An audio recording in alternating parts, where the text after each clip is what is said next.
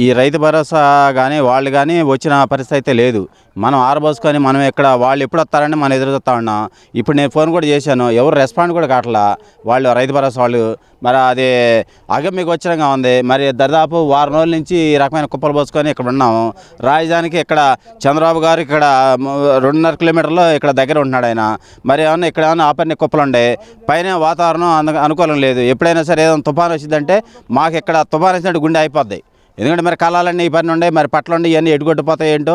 మరి దాదాపు 7 నెలల పంట ఇది. ఇప్పుడు ఇవాళకి వాళ్ళ వచ్చేది కాదు. ఇవాళకి వాళ్ళ ఒడ్డెత్తే ఒడ్డు కాయో.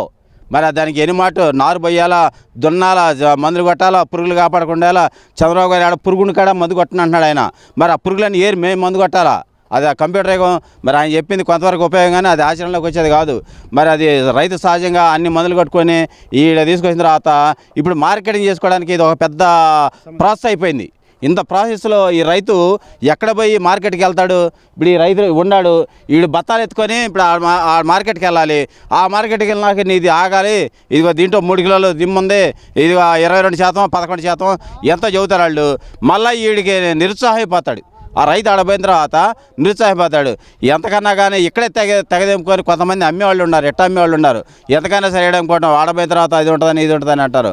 వాళ్ళు వచ్చి పోని ఎంక్వైరీ చేసుకొని ఇదిగో ఈ శాతం ఉంది, ఇదిగో ఇంకొక గంట ఎండబెట్టండి మీరు, మేము తీసుకుంటాం అనే రైతుకి ఒక నమ్మకం ఏర్పడితే అప్పుడు రైతు నిలబడి ఉండి ఇదిగో ఇవాళ కారబెడితే వీళ్ళు వేసుకుంటారు 1800 రూపాయలకే.